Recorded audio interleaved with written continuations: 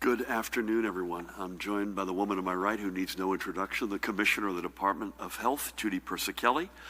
To her right, another familiar face, the state's epidemiologist, Dr. Christina Tan. Great to have you both here. To my far left, another guy who needs no introduction, the Superintendent of the State Police, Colonel Pat Callahan. And to my immediate left, we're also joined today, and we welcome back, he's been here many times, the Commissioner of Labor and Workforce Development, Rob Acero Angelo. Rob, great to have you here. We also have Jared Maples here, the Director of the Department of Homeland Security and Preparedness. So the Commissioner will be able to speak in greater detail to this shortly, but New Jersey will be submitting an application for the Fema Lost Wages Supplemental Assistance Program, which the President recently announced. But even as we do this, let me make it absolutely clear that what our workers and families need is for the President and Senate Republican leader Mitch McConnell to reauthorize the $600 federal weekly unemployment benefit they allowed to expire at the end of July. While we will investigate every possible penny that we can get into the pockets of hundreds of thousands of New Jersey families, only reauthorizing the $600 weekly federal unemployment would provide the security that so many of our residents and frankly fellow Americans need at this moment. As I mentioned, Rob will be able to speak to our application and the process in greater detail, and I thank him and everyone at the Department of Labor for the work they continue to do to deliver benefits to the New Jersey families whose jobs were directly impacted by this pandemic. Next today, I will be signing an executive order allowing all gyms and health clubs and indoor amusement facilities to reopen to their members and customers beginning this upcoming Tuesday, September 1st. When the doors reopen at our gyms, capacity will be limited to 25% at any single time. Fitness classes will also be allowed to resume, but their capacity must be limited to one customer per every 200 square feet of classroom space to ensure proper distancing. These protocols will also apply to fitness activities like Pilates and yoga classes that were already permitted to resume. All gym goers are required to wear masks at all time when in the gym. Employees and staff must wear masks at all time, even trainers working with a client. And logs of when all gym members and staff are in the facility must be maintained, so should a positive test be received by someone who was in a gym, our contact tracers can get right to work notifying other gym goers who were there with them. Additionally, on the floors, equipment is to either be moved and spaced to allow a minimum of 6 feet of distance between all gym goers, or where equipment can't be moved, certain machines must be cordoned off so that gym goers are at least 6 feet apart. So for example, in a row of treadmills, this may mean that only every other treadmill will be available for use, and only equipment that can be properly sanitized in between uses should be made available. As many gyms have transitioned to outdoor activities, those may continue pursuant to current limits for outdoor gatherings, and so long as members can maintain a safe 6-foot social distance. Judy and her team at the Department of Health will be following my executive order with all the health and safety guidelines and protocols which will be needed to be followed, including those for air conditioning and ventilation, as well as additional steps for consideration. What I've discussed here today is only part of what is an exhaustive list. That's for a reason. Gyms are among the most challenging of indoor environments, as noted by multiple epidemiologists and experts, even in the past several days and weeks. But given where we are in this fight, we believe we are ready to take this step forward. I know this has been a long time coming, and I thank the many, overwhelmingly, the many responsible gym owners who have done the right things and worked with us over the past several months. You are an asset to your industry and our state, and I thank you for your understanding and partnership. And I know there have been a few knuckleheads who have been more than interested in their own celebrity, frankly, than in working with us to defeat the virus, but they are thankfully overwhelmingly outnumbered by the good guys and gals. And I also want to thank the many resident gym members across the state who have also risen to the challenge. Many of you have adapted to outdoor workouts and changing your schedules. Many others have put their memberships on hold to help us crush the virus.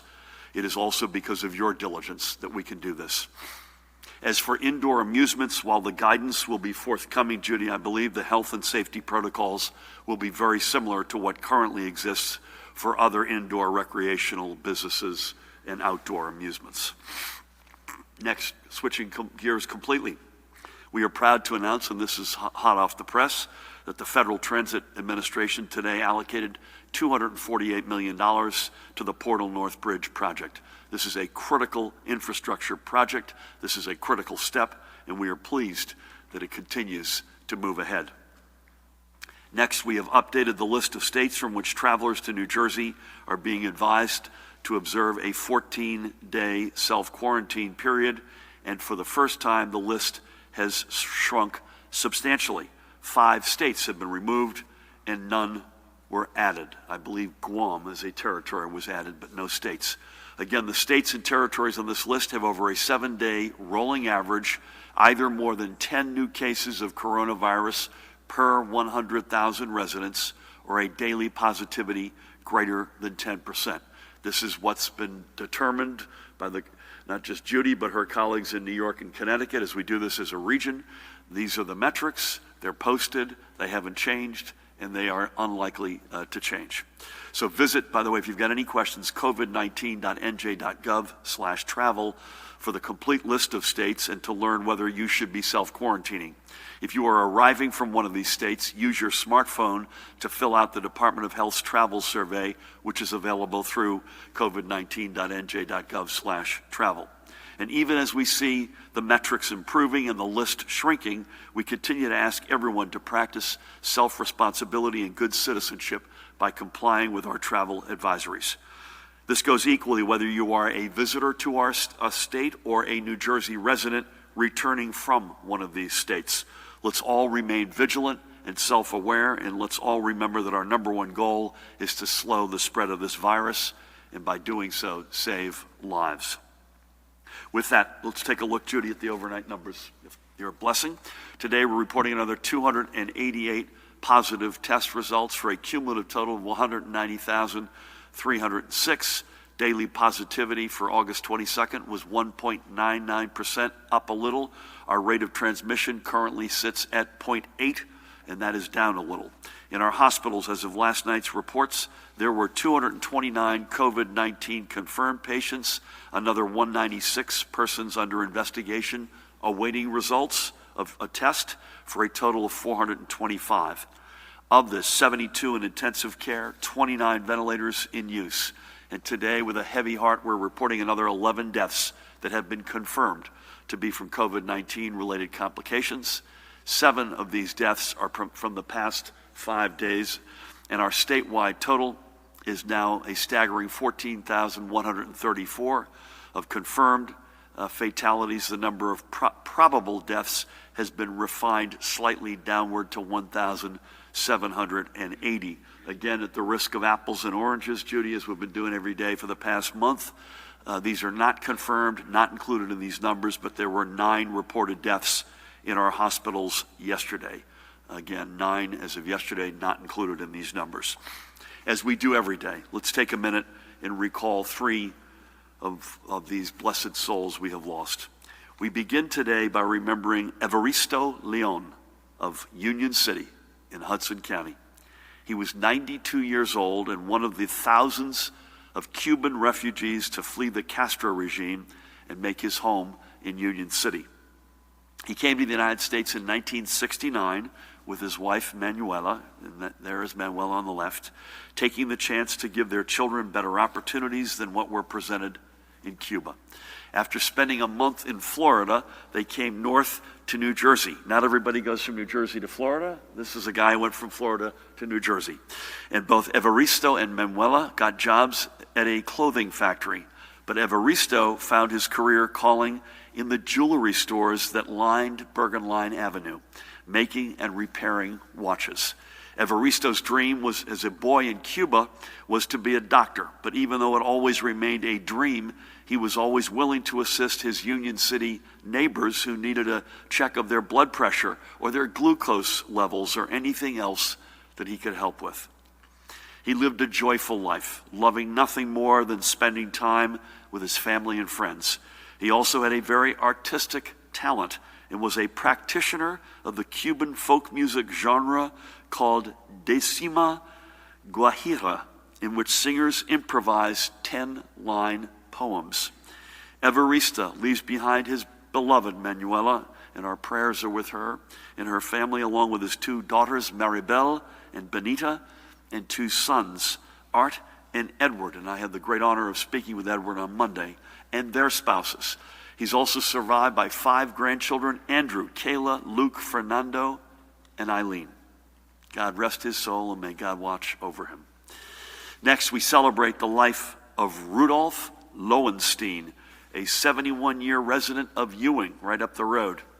Rudolf, too, was an immigrant, born in Berlin, Germany, 98 years ago. He came to America in 1937 at the age of 15. He was also, and this story was written by more folks than you would guess, although not many of them are still alive to talk about it. He was also then a proud U.S. Army veteran, having served in World War II against the Allied powers, or the Axis powers, including Germany, where he was born. Rudolf owned his own fruit and vegetable wholesale business before becoming an inspector for the New Jersey Department of Agriculture, and then for the Federal Department of Agriculture, the latter at which he worked for the final 21 years of his career before retirement. His community service, however, is what set Rudolf apart. He served as president of his synagogue, a Adath Israel congregation in Lawrenceville. He was the chairman of the ritual committee and was honored by the congregation not once but twice as their man of the year. In his honor, the synagogue is naming the cornerstone of their building after him.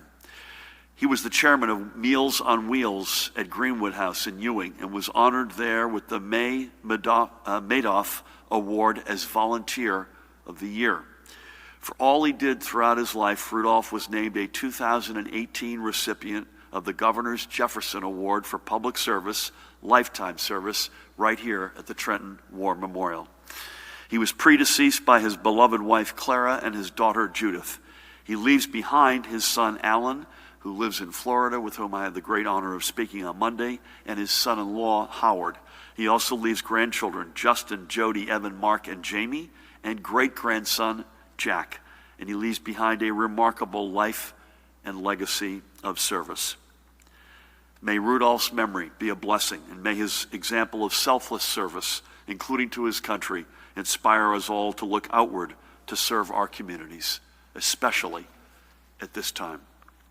And finally today, we go to Westfield and remember Nicholas Gismondi, who passed away is that a great photo or what? What a shot. Who passed away just 5 days after his 65th birthday, and sadly, you can't make this up, his brother Ralph passed from COVID-19 12 days before Nick passed. Extraordinary. So Nick was born in the Elmhurst neighborhood in Queens and became a standout athlete at McClancy High School. He was a prolific base stealer on the baseball diamond, and his speed, hitting, and clubhouse leadership landed him a spot on the roster of the team at St. Francis College in Brooklyn. He graduated from St. Francis with a degree in accounting. But while baseball was his first love, the true love of his life was his wife, Mary Jane, with whom I had the great honor of speaking on Monday, and by the way, who herself was positive and was in the hospital with COVID-19. They met each other in 1974 and they married in 1982. And together they moved to Westfield to raise their 3 sons, Christopher, Nicholas, and Michael. His love for the national pastime never waned, however. Nick served for many years as the president of Westfield's Baseball League. His commitment to youth sports was equally well known and well regarded, earning him induction into the Westfield Booster Hall of Fame. That's the second Hall of Fame he belongs to, by the way, as he was inducted as well into the McClancy High School Hall of Fame. So Nick leaves behind his beloved wife and sons and their families, including his grandchildren, Juliet and Luke. He is also survived by his parents, God bless them, Nicholas and Josephine, and his sister, Joanne. And he leaves a grateful Westfield community behind. So we thank him for all he did for the youth of his adopted hometown. May he be remembered fondly, and may God bless and watch over him and all those he loved.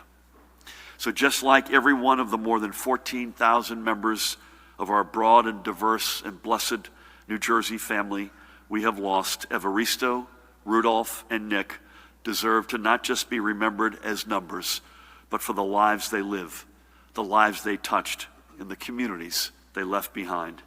Everyone deserves this special dignity. And in their memories, we must continue to do all we are doing to fight this pandemic. Even though the numbers of lives lost continues, thank God, to decline, we are still losing lives to this virus. We cannot give up until that number hits 0 and stays there. And even then, we have to make sure it stays there. So finally today, switching gears, I'd like to recognize another of the small businesses who the New Jersey Economic Development Authority has partnered with during this unprecedented public health and economic crisis to help ensure that we emerge strong and prepared for our future. Ingenuity Infrastructure is a full-service civil engineering planning and surveying firm based in Red Bank. In fact, I just spoke to its founder on Monday. That's Jacqueline Floor. They just moved into the Galleria in Red Bank, which is a very cool spot. So under Jacqueline's leadership, Ingenuity has found its focus on building resilient communities from Hoboken to Atlantic City, which means we're going to need her expertise, by the way, more than ever before. Ingenuity Infrastructure's goal was to stay strong and operational during the pandemic, and Jacqueline worked through the EDA to receive a small business emergency assistance loan to help her cover payroll and employee benefits, rent, insurance, utilities, and other operating expenses. I mentioned I had the chance to check in with Jacqueline on Monday and to share my optimism for Ingenuity Infrastructure's future. I can't wait to see how they help us emerge stronger from the pandemic and how they're going to help us design and build a more resilient state. And that goes, by the way, not just for Jacqueline and Ingenuity Infrastructure, but for every one of the millions of you who have been working with us to fight this pandemic. As we look to the future, it's not just about crushing the curves, but building our long-term resiliency against the second wave or a future unforeseen pandemic. Together, folks, we can do this. And I know we can because we've done so much already.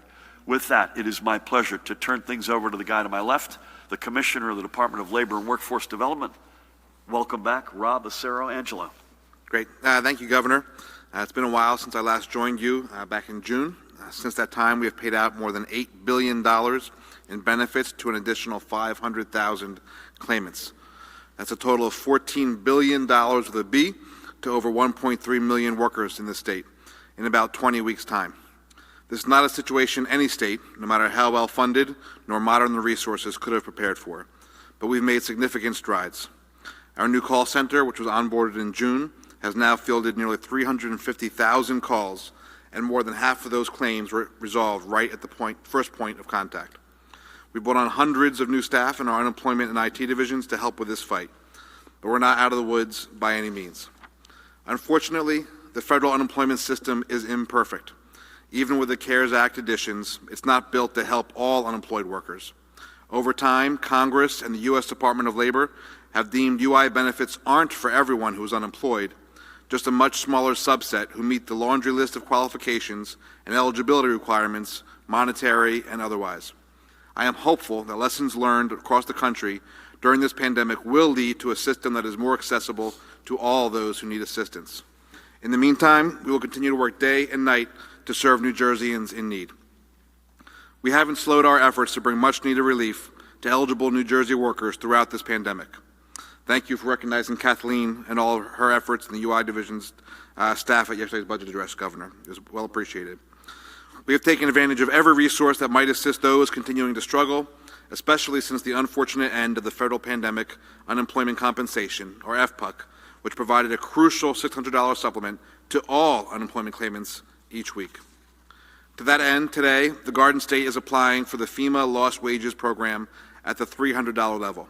As the governor said before, our state can't afford the $1.7 billion it might cost to support the $400 level through December.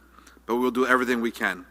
Of the states that have applied thus far, 93%, like us, have sought the grants at the $300 level, which the federal government pays in its entirety. This initial grant would provide payments to some claimants collecting unemployment for the weeks of August 1st, August 8th, and August 15th for a maximum total of $900. Now let me be perfectly clear. The memo President Trump signed calling for the creation of this program on August 8th does not go far enough to help those in need. In fact, it leaves our neediest workers, those receiving less than $100 in weekly unemployment benefits, or those whose unemployment might not be directly related to COVID, out.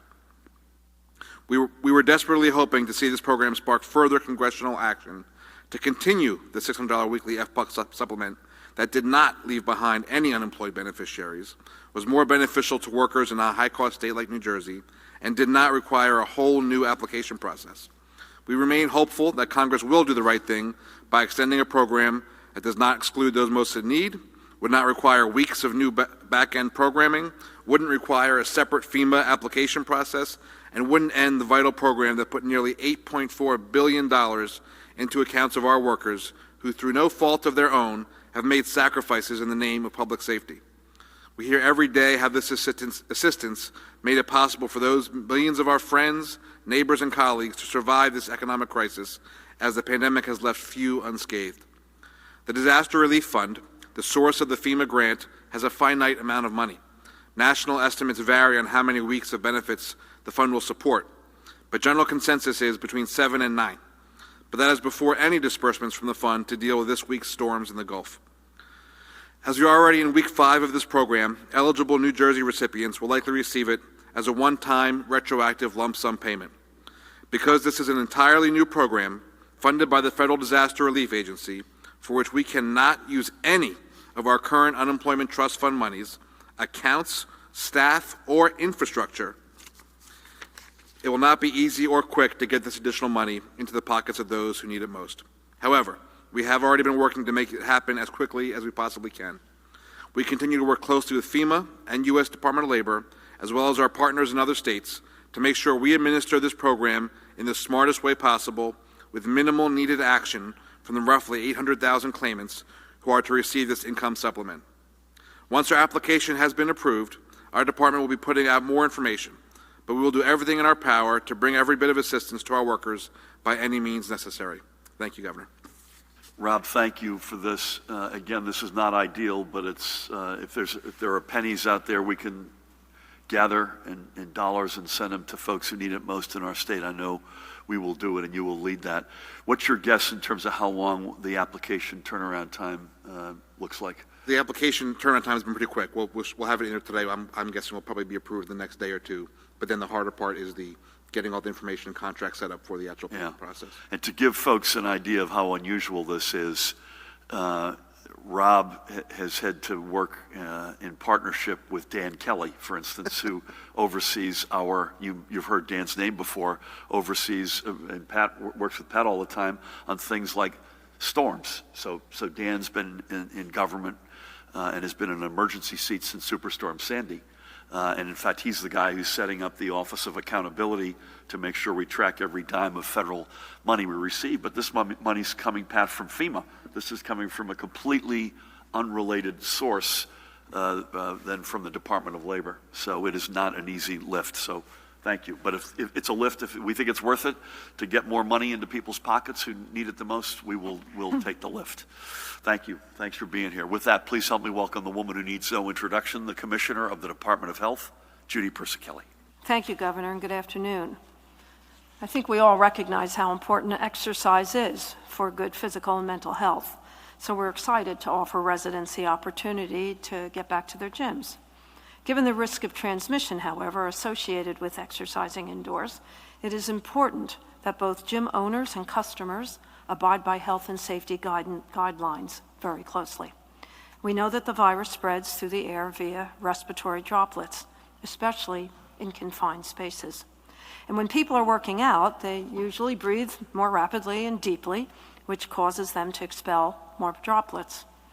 Additionally, when exercising, we are often sharing common spaces and using common equipment with others and have used the equipment before us, such as free weights or cardio machines.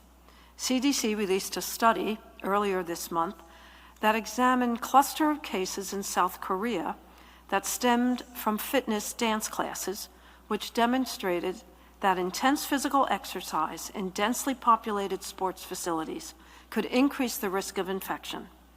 In total, 112 persons were infected with COVID-19 associated with classes at 12 sports facilities. The study concluded that the characteristics that might have led to the transmission among attendees included large class sizes, small spaces, and the intensity of the workouts. The potential for transmission in a fitness facility is why it is extremely critical that owners adhere to the strict guidelines that the department will be releasing. In order to protect clients and staff, there needs to be frequent disinfection of surfaces and equipment and enough space between customers for people to safely practice social distancing, and everyone must wear a mask. Customers must also be mindful of practicing social distancing, good hand hygiene, and staying home when not feeling well. Please do not go to your gym if you do not feel well. Moving on to my daily report now, as the governor shared, our hospitals reported 425 hospitalizations with 72 individuals in critical care and 40% of them on ventilators.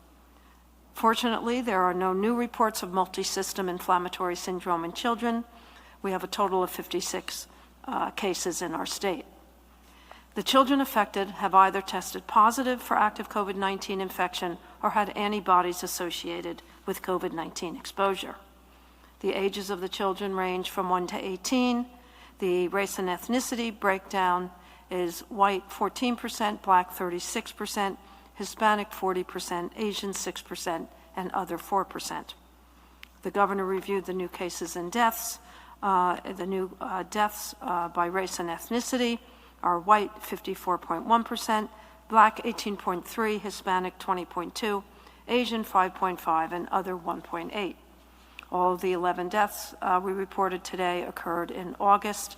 The veterans' homes and the psychiatric hospitals numbers remain the same. Our daily percent positivity on August 22nd for the state is 1.99%. That's 1.97% in the northern part of the state. The central part of the state is reporting 1.70%, and the southern part of the state 2.44%. That concludes my report. Stay safe, stay healthy, and remember, for each other and for all of us, please take the call. Thank you. Judy, thank you, and thank you for every single day being relentless in reminding us of the inequities that this virus has exposed, particularly on racial lines. So thank you, as always. Pat, over to you. Anything on the compliance and or storm front? I know you're happy to hear that the South Korean, the dance classes are back in session there, so you'll be able to participate hopefully sooner than later here in New Jersey. That's right. Anything else you got? Thank you, Governor. Good afternoon. On the compliance front, in Elizabeth, the Bambaleo nightclub was cited for indoor dining in violation of the executive order. The Lakeside Diner in Lacey Township, Ocean County, that owner continues to be charged with the 4th-degree contempt for violating Department of Health's closure order. And just one thing I'd like to stress about that, one is the reports of hate mail coming into the Lakeside Diner, as well as to other establishments with the similar or same name throughout the state. And whether it's the one in Lacey or any other establishments, I would just ask that everybody refrain from the desire to send hate mail to these establishments and just let law enforcement handle that. On the storm front, Governor, yes, everybody sees the momentum that Hurricane Laura has picked up across the Gulf. At this juncture, our urban search and rescue team has not been activated because FEMA is going to use teams that are closer from Tennessee, Missouri, Indiana. But we closely are monitoring that. That'll probably end up being a rain event for us in about 3 or 4 days. And on a different type of storm front, and I talked to the governor about discussing this. The Attorney General had hosted a virtual press conference this morning with regard to announcing the arrest of 21 alleged sex offenders, which was an operation, was dubbed Operation Screen Capture, which was launched in response to the spike in cyber threats to children. The National Center for Missing and Exploited Children have reported a 50% uptick in reports, and that's a March 1st to July 31st time period, with a disturbing trend of 7, 8, and 9-year-olds being the victims.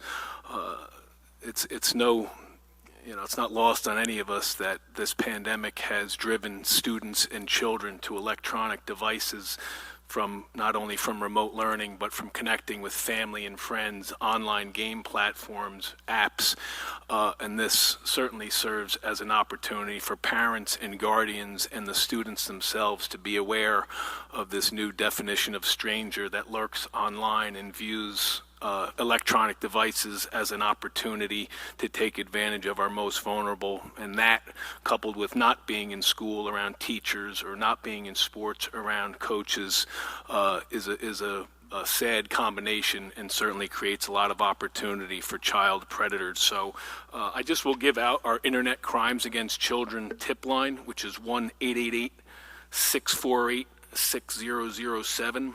Again, that's the Internet Crimes Against Children tip line, 1-888-648-6007. The Attorney General's press release also has awareness and tip information, and I trust in the next week or so, Governor, that the Attorney General's office, state police, Department of Education, Children and Families, and Human Services will continue this messaging, especially with the start of schools, whether they're all remote or in that hybrid fashion, because we have to make sure that we keep our kids safe. Thanks, Gov. Amen to that, and to you and the Attorney General, thank you for leading it. And you hear 7, 8, 9-year-olds being stalked. The bottom of your heart falls out.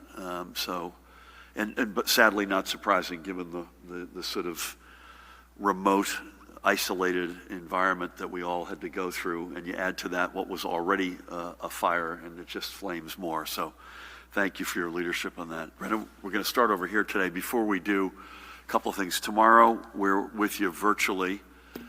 Friday, we're actually not going to have a press conference, but I'm going to be in Middlesex County at another event, and I will put on my shoulders duty to give the overnight report on Friday, and we'll miss you, but you'll be with me in spirit, I know, as will you, Pat. And again, more details on that. That'll be Friday in Middlesex County, and then we'll be going back to the regular routine of virtual over the weekend and back in person on Monday. There is a White House VTC on Monday, so I don't know that we have a time yet for Monday, but we'll make sure you all know that plenty in advance. So with that, Dustin, good afternoon. Good afternoon. Does your order allowing indoor amusements include American Dream? Can you confirm or deny the September 14th or 15th as a target date for some form of indoor dining? Do you have any comment on the increasing number of districts where school districts where administrators say they want to reopen but might have to go all remote because so many teachers are requesting leave? For the commissioner, exactly how long would it take to rework the state's back-end system or complete any other work before it can distribute the extra unemployment funds, and do applicants have to do anything in order to receive the money? Governor, how can you talk about systemic inequalities in your budget speech, but at the same time you're proposing cutting money for clean water, the lead safe home renovation program, money for childhood-led outreach, and the $500 million you proposed last year for lead pipe replacement won't be on the ballot this year? Thanks. I missed your question about schools, Dustin. Do you have any comment on the increasing number of school districts where the administrators say they want to reopen, but they may have to go all remote because so many teachers are requesting leave. American Dream will need to speak for themselves, but does this cover American Dream? The answer is it does. When they decide to open, obviously, is a decision on their part, but it does include and cover them. If I heard you right, September 14 or 15, I hope it's before then. As I sit here today, Judy, today is the 26th of August. I hope that we've got some indoor dining before then. Again, I'm not hanging my hat on it. I'm not trying to make news, but that's not a date that I'm using at least. The only comment I would have is that these plans remain fluid, and we're quite impressed. I was with Kevin Deemer this morning in Somerville. We had a really good event to sort of underscore our commitment to education at all levels, and each of the districts, Somerville's a hybrid district by example, and that's the majority. I think each of these districts, the superintendents, the leadership are putting the plans together with the realities that they face in their particular district, and their plans reflect that.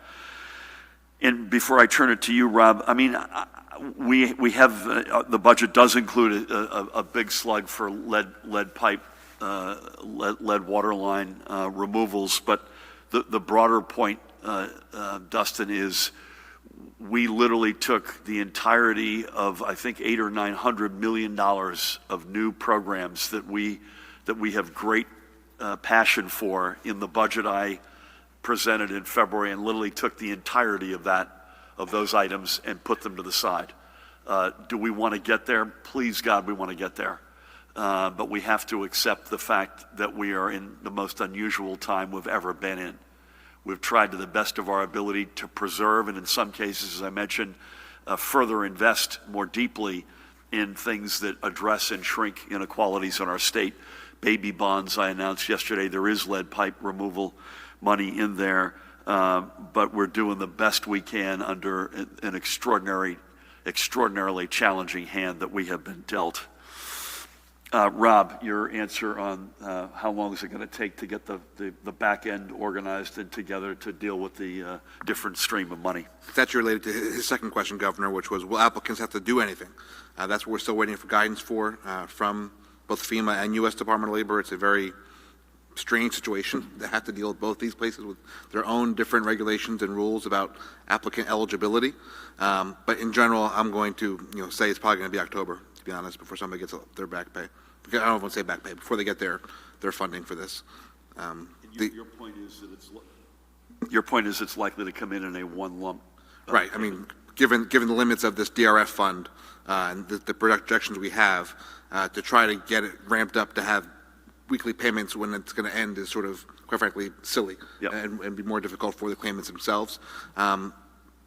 Different claimants, which is part of the problem, are going to have to certify to different things. Not to get too in the weeds, but the program is mandating that it has to be a COVID-related reason for the unemployment. So, for example, people who are on PUA, the Pandemic Unemployment Assistance, they've already self-certified to that to be on PUA. But other regular unemployment claimants, or claimants who are on PUC or extended benefits, they have not done that. And whether or not, and we, obviously the COVID has been very impactful on unemployment, but not everybody is unemployed because of COVID. So the FPUC, the 600, was for everybody across the board. This is where they're going to be slicing and dicing and picking winners and losers. Yeah. I mean, this is something we've talked about before, but this is, in what is an extraordinarily unusual period of time, this is an extraordinarily unusual program. And, we all know this, but to repeat the obvious point, Congress has to appropriate. So Congress, the Republican Senate, went home. That phrase, go big or go home, they chose door number 2, they went home. They did not appropriate anything.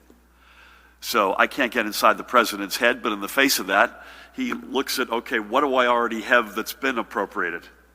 And one of the few pots of money that fits that description is FEMA money, which is pre-appropriated to sit there to deal with overwhelmingly natural disasters, storms, etc.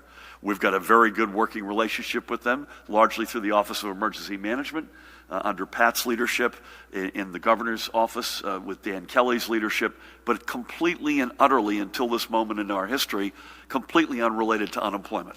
And so that's the reason why this is really, really complicated. Thank you. Brent, good afternoon.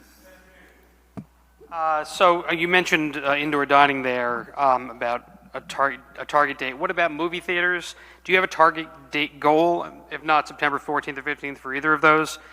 Are there special rules for gyms with pools? What about gyms that sell food like protein shakes? Will people working out at gyms be allowed to use showers there? And are there any other rules for gyms? And two more. So you mentioned American Dream. Would also iPlay America and other, is this like indoor amusement parks that are allowed to reopen? And for the Labor Commissioner, you said the initial unemployment funding would cover 3 weeks, but you also said it was based on the money in the FEMA account. Are you saying it won't last longer than 3 weeks? So I'll take a first shot, Judy, but I think I'm going to need you to come in here and help me out. No news to report on indoor dining or movie theaters, and my guess is, if I had to predict now, they will move at the same time, whenever that is. And all I would say is I hadn't heard the date that Dustin had raised, but I think Judy is agreeing with me just sort of notionally. If the data that we look at stays as good as it is, I hope we beat that date. Judy, actually, I'm going to go skip down to iPlay America. It does include things like iPlay America, yes. Yes. Places? Okay. I can't speak for them whether or not what they're going to do as it relates to next Tuesday, but this executive order does cover exactly that. Judy, I know in the executive order on locker rooms and showers, we want folks to show up in their workout equipment and have limited use and access to locker rooms. But anything else you want to add to either pools or protein shakes, I think was on the list. I think what I might suggest, unless you want to dive into this, let's get this. Has this been posted yet? Not yet. Matt's saying not yet. Could I ask you a favor? Let's let this get posted, and then we'll follow up with you, because it's a very dense, complicated executive order with lots of different moving parts. Matt, do you want to add anything to that? Just that showers will not be open, but I agree with you, Governor. Once the order and then the subsequent guidance from the Department of Health comes out, most of these questions should be clear. So can you bear with us on that, Brent? And I think I got everything except for Rob. Yeah, just to be clear, so the way the program works, they want us to apply for the first 3 weeks at one application, and then every week after that is a separate application, which will be funded, at the same rate. And just also to be clear, we are not in a race, as far as we can tell, against other states for this funding. It seems that FEMA is going to be, using a calculation every week about how long this fund is going to last for all the states. And I believe they're going to be, at some point, saying this will be going up through week 6 or 7 or 8 or 9, whatever it is, and that will be the end of the program. So we're not I am hopeful that we're not in a competition with other states for this money. That's what's been relayed to us. That's something that we talk about all the time, is trying to figure out this balance. And even obviously with FPUC, like I said, it was great because everyone was eligible. Sometimes people's eligibility changes over time. They even want us to predict with them with our funding request about how many folks may become eligible for different reasons. So I think they've been very flexible. They want to make sure that the funding is there and that we have the assurance that we're going to have the funding for those certain weeks like other states do as well. So we're not in a race against other states for this money. So let me just repeat something I said in my prepared remarks. Could we please ask the Senate to get back into session, do the work they need to do? The House has done it. Get a bill to the President and ask that the President sign it. That's the way to cure this incredible, not only challenge that too many individuals measured in millions in our state are suffering, but around the country, but also gets us out of this spaghetti conundrum that we're in terms of trying to figure out two parallel systems, et cetera. So please, Congress, act. Thank you. Sir, anything for you? Yep, please. Yesterday, you announced your support for baby bonds. Given the financial hit from COVID-19, is this responsible at this time? Would children or their parents have access to the money before they turn 18 for any reason? And will the bond continue to mature if the child turns 18 if they don't withdraw the bond? Thank you. You won't be probably terribly surprised that we wouldn't have put something out that we thought was irresponsible. So the answer is we think it meets the moment in which we are in, which is we have got to make some very, very tough decisions. You've probably noticed that we essentially have ring-fenced education from pre-K through 12th, grade, we have put basically a wall around it. If anything, we've threw a little bit more money into pre-K to expand to future districts. You know, every one of these steps is a tough call. Dustin asked about some stuff which was on a long list of priorities that we had in the February budget, which we were incredibly excited about, which we just have to put to the side. But you can't ignore tomorrow. For all that we have in the here and now, all that we have right before us, you've got to, you can't ignore what's the state going to look like when we emerge. What's the next generation going to look like? And that's probably a fair mantra even in an equitable society. But when you look at the inequities that have been laid bare by this virus, when you look at everything from George Floyd now to Jacob Blake in Wisconsin, we would be abrogating, I feel strongly, our responsibility to not put things in place that we know will directly redress some of those inequities. And this program is exactly that. It does continue to mature after you're 18, and I think there are emergency reasons that you can get access to the money before you're 18. We'll come back to you to confirm that. But otherwise, this is, and by the way, it's not exactly an overwhelming, it's not going to solve everything. It's a fairly modest step, but it's symbolically an incredibly important step. One of our African-American colleagues said to me, you cannot underestimate the psychological bridge that this builds with kids and their families.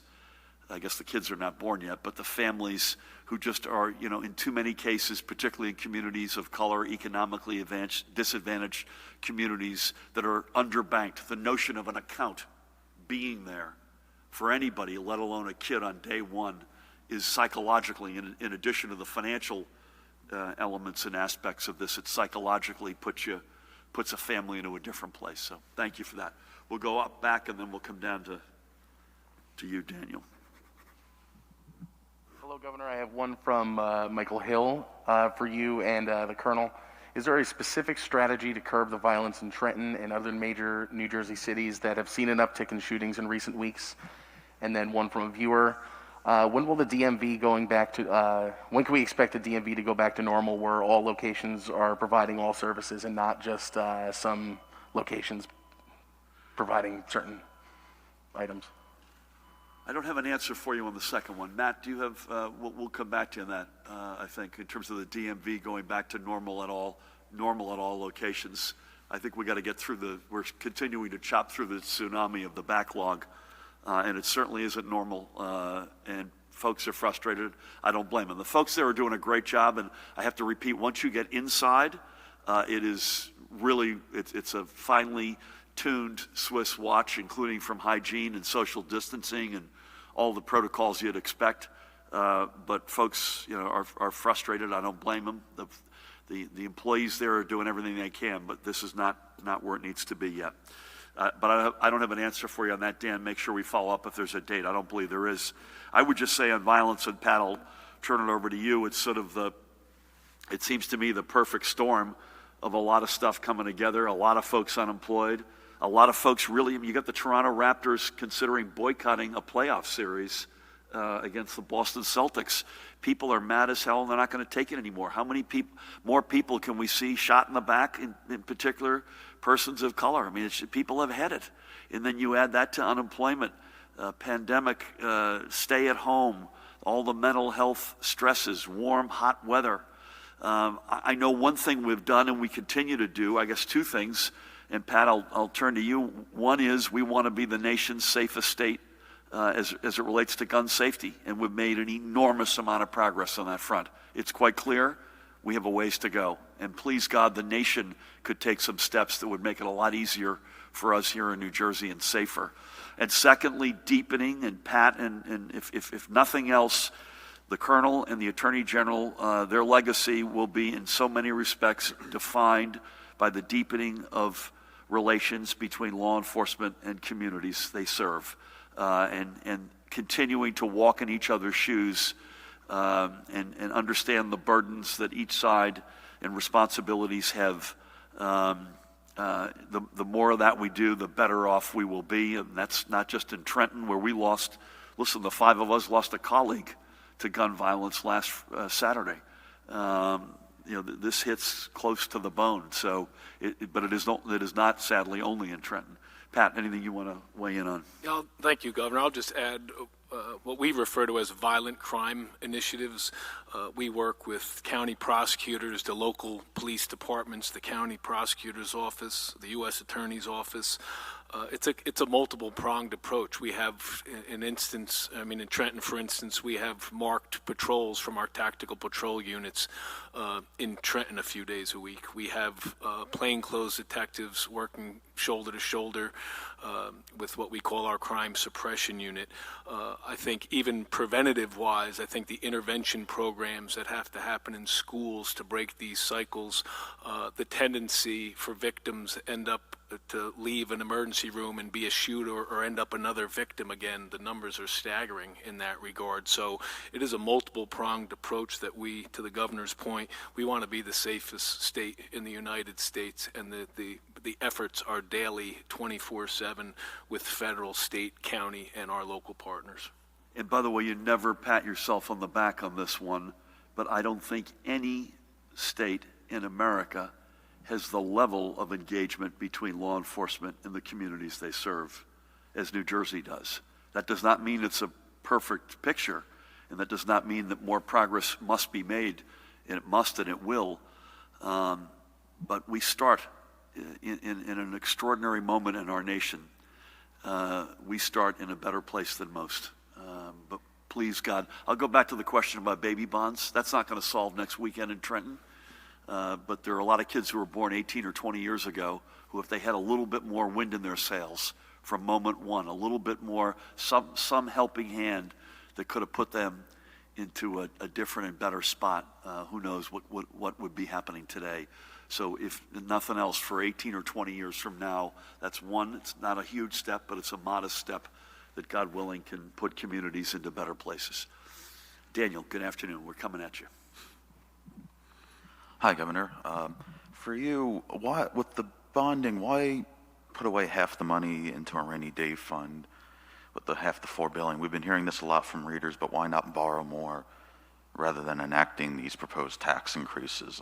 For the Labor Commissioner, what do you mean when you say the state's Department of Labor can't use state resources to apply for the federal unemployment? Are you saying there are people who might not see their money coming in until October, and will there be people who got $600 checks that won't be getting that money, this new form of money? Also, with your workplace safety standards through the executive order, are there holes in your department to make sure that those standards are being enforced, COVID-19 related standards for essential and non-essential businesses? Is the current system of divvying up the complaints from the EO violation form and sending them to individual county prosecutors and health departments, is that actually effective and working? And what are the exact areas that need improvement within that current system? Is that it? Yeah. I'll do the first one, Rob, and I think the rest of them are over to you. Listen, we're trying to strike a balance here. We're already, per capita, one of the most indebted states in America, so I don't wake up reflexively wild about borrowing, but we have no choice. And I'm grateful to the legislature to helping us allow us to that, and to the Supreme Court's decision, unanimous, I might add, because this is a period of unprecedented fiscal crisis compared only to the Great Depression and the Civil War. So that's not company you want to keep. So it's a balance. It's also a one-off step. We need recurring both revenues that make sense and recurring expense reductions. And the majority of the expense, as we've discussed already today, some of them are very painful. The majority of the expense reductions are recurring, and we have put forth a series of revenue items that will also be recurring, and we need that. We have made a lot of progress chopping through our structural deficits, and I view this as a moment in time that is not back to old habits. This is just, we have no choice. I'm going to be speaking to the rating agencies tomorrow. That's a theme I'm going to express. that this was a balanced solution to an extraordinarily challenging reality, including recurring revenues, recurring expense reductions, bonding now, but with a plan to deal with that. And by the way, not yet scoring a dime for federal cash assistance. And I would just repeat that we and not just New Jersey, every American state is desperate, red and blue alike, for direct federal cash assistance. So it isn't just to undo the Rubik's Cube of unemployment benefits, but it's to states directly as well. Rob, with that, on the several questions that Daniel asked. Hey, Dan, I appreciate the questions, first of all. On the workplace safety, as you may know, we don't have private sector jurisdiction here in New Jersey. So right now, all those guidance actually is handled by my colleague, Commissioner Persicelli's office. So I'll leave that to her if she has a follow-up. That's for now. And also, to be very clear that whether I'm talking about USDOL or FEMA, I have such respect for all of my federal colleagues, and I think they've been just put in a bad spot and not given the tools they need, whether it be at OSHA or anywhere else, to help keep workers safe and funded through unemployment. To your questions about why can't we use state funding, this is part of the problem. This is a FEMA program, but USDOL is very specific and very emphatic that no USDOL unemployment and administrative funding can be used for this program.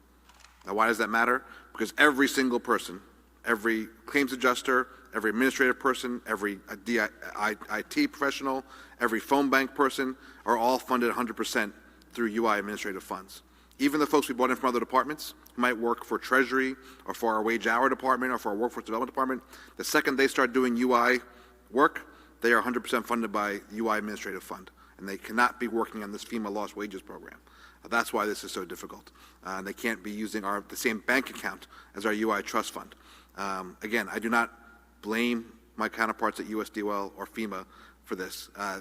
They are sort of been handed something that's difficult as for us to implement. It's also difficult for them to implement to us. And I think your question was also, yes, I would say, I'm trying to give us some space. I would say October, just also because I think it makes more sense to finish out whatever the full funding is going to be for the total weeks, rather than having people worry about what week I got it, what week I didn't. Just overall, I think it'll be easier for everybody. And I know that's not what someone wants to hear who wants their money now. I completely understand that. And my other goal is hoping that in some way, if somehow this does get fixed, the FPUC does get extended, that we won't have to worry about this at all. They'll be able to give them, through our regular unemployment system, the $600 FPUC supplement. Because as your question asked, folks who got the $600 are not all eligible for the $300, adding further complication to all of this. Because one, they might not have make $100 for a weekly base amount, or they might not have certified or to a COVID-related reason for their unemployment, or maybe whatever application process we need to come up with, they may not answer whether it be an email or a new certification process, especially for those back weeks. They need to affirmatively take a step now, whereas the folks for the FPUC, they didn't need to do anything. If they got or were eligible for unemployment that week, for any reason, for any of the programs, they were eligible for 600. This is not the same thing. So just so I understand correctly. Real quick, Daniel. Just so I understand correctly, the soonest this 300 a week will come in is October, and not everyone is going to be getting it? I was to be very clear that anyone who is eligible for it will be getting it. And my point is that the eligibility requirements from FEMA for this program are different than the eligibility requirements were for USDOL for the FPUC.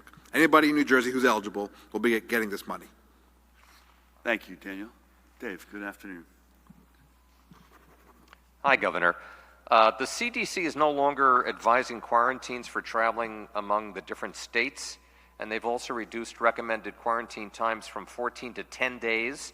Why is New Jersey continuing to tell people from many states to quarantine, and why have we kept the quarantine time at 14 days? Also, have you guys considered handing out either pamphlets or information sheets at airports, bus stops, traveling centers on highways and so forth? Because I know somebody who just came back from Florida, they flew in, nothing. They just, walked in. Of the schools getting reopening plans kicked back by the Department of Education, why is this happening? Is it mostly clerical mistakes, or is it something else? Were the plans kicked back because schools wanted to go remote, but their justification was not strong enough for the DOE to approve this? For the health folks, has anybody looked at or figured out if COVID can be passed person to person through sweat, perspiration? What message do we want to send to everyone who excitedly will be heading back into the gym? And finally, Governor, have you considered handing out protein shakes or bars to the reporters covering this update? Thank you. I will take the last question under advisement, and I will sit with Dr. Tan and her people in epidemiological assessment. I'll just tick through. I'm going to go in reverse order. The message to anybody going to the gym is do the right thing, right? So it's pretty clear. This is a very thick executive order, and then Judy and team will put guidance on the back of that. It's basically, it's thick but not complicated. Wear a face mask, come dressed, leave dressed preferably, stay away from other people, sign in, give your information. It's very basic stuff. Just I would say to folks, do the right thing. I don't think there's any evidence on sweat, unless Dr. Tan tells me otherwise. So sweat is not an issue. This is a particle, airborne. Reopening plans is going to cover a variety of reasons. I don't want to speak to Kevin Deemer, but there's no one big thing that's driving this. And I suspect, and I'll ask him, and Dan Bryan will keep us honest if the answer is differently. My guess is it's a whole spectrum of different reasons, and no one, everything from, I'm sure, clerical all the way up to legitimate questions about their plans.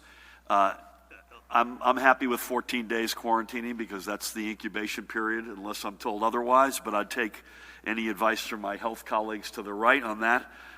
So I had not seen the CDC reduction from 14 to 10, but Tina should talk about that. And anything else that you believe we should be handing out or we are handing out. We don't see any evidence right now, and I'm going to knock on wood unless you two disagree, that there is out-of-state stuff coming back to New Jersey that is a source of flare-ups right now.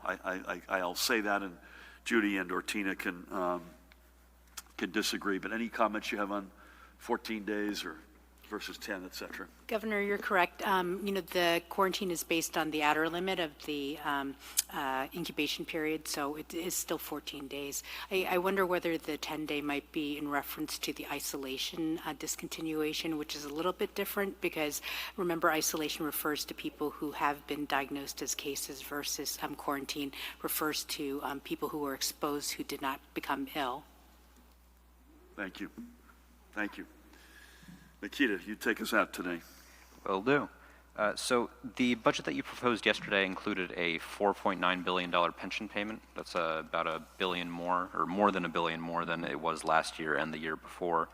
It was also suggested yesterday that you might, or that you should skip all or part of that pension payment.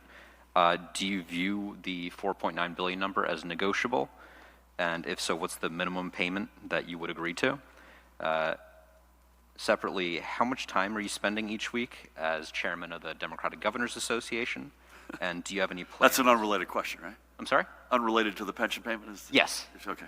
And how much, or do you have any plans between now and November 3rd to go and campaign for Democratic gubernatorial candidates? And again, separately, have you watched any of the Republican National Convention? And as a former ambassador, do you believe that it was appropriate for Secretary of State Mike Pompeo to address the convention from Jerusalem where he was on official business? You have certainly picked 4 very diverse questions. I'll do the back 3, and I'm glad you asked about the pension payments. I'll do that last if it's okay. I spend typically, and it's entirely phone or Zoom, a few hours a week for the DGA, and it's typically raising money, but it is, in fact, I just had a note come into me on something specific related to that. And in some cases, it's going over races and allocating that money, but it's more the former than the latter, but it's not a lot of hours. It's 2 or 3 hours a week, probably at this point. I have not watched any of the, I've seen a couple of highlights. I've not watched any of the Republican convention. I've heard some stories, but I've not watched any of it. If I can, I will try to watch the president's speech, which I guess is tomorrow night. I think it's what the Secretary of State, has he already done this, or is this tonight? It was last night. Was it last night? Yeah. Completely inappropriate. Completely inappropriate. I mean, there's something called the Hatch Act, which is clear as a bell in terms of government folks getting involved in political activities. And that's especially, I think, true for the diplomats and the members of the State Department, never mind its leader. Completely inappropriate. I don't even know what he said, but the notion that that's what he's doing is just completely inappropriate. So, if the pension payment in the budget is $4.9 billion, then the minimum amount that I'm prepared to make in the final deal is $4.9 billion, period. There's no negotiating room. And it is $1 billion more, but about 300 million of that billion is an actuarial true-up that gets done every few years. So the actual increase, and I think you know this, is about, the year over year is about a $700-ish million payment with another $300 million true-up, and we chose to take that pain right now. We could have spread that out over a few years, but I don't even want to go near that. So it was suggested, I think your colleague interviewed, I'm not saying this for a political reason, but Jack Chitterelli was, I mean, hello? At every single level, that is incredibly dumb. That's exactly what got us into the mess that we're in today that I got elected to fix. When in doubt, let's figure out how to not make the pension payment and then kick the can down the road, which, by the way, guess what? That's more borrowing at very high rates. I'm not wild about borrowing, but the borrowing we're doing that we announced yesterday is probably 2% interest rate. That's about as good as it's ever going to get. Never mind the beneficiaries of the payments from the pension fund who have done their side of the bargain every single step of the way to only be let down by the state yet again. I mean, this is classic old way of doing things in this town that got us into the mess that we're in, that I got elected to fix. I'm going to be with the rating agencies tomorrow. If all of what I've said isn't enough, they view it literally almost, I wouldn't say pari passu, but virtually pari passu with a debt obligation, almost as a legal matter, which is why we have made, every year we've been here, the painful, and trust me, it's painful. We are now going to be we're now 80% of the way, assuming we get this all over the goal line, to getting ultimately to the point where we don't have to increase it every year. It stays there, and ultimately over time starts to go down. So I think it is, I can't even believe people are raising it. It's, the house is on fire. How did it start? Let's go back to figuring out what we did to start the fire and do it again. It makes literally no sense. Matt, you want to add anything to that? Dan? That's how I really feel about that. Judy, I'm going to mask up here as we get our papers together. Thank you, Judy and Tina, as always. Pat, Rob, good to have you back. I assume either you personally or I will, on your behalf, we'll keep folks posted as to what the application turnaround looks like and exactly what we're doing to actually make this happen. Each class of claimant essentially let them know what their instructions are. Yep, and so we'll make sure folks know exactly what to do with this. Pat, as always, and again to you and the Attorney General, that was sadly but a timely gathering on that, or initiative action on that. Keep up that great work.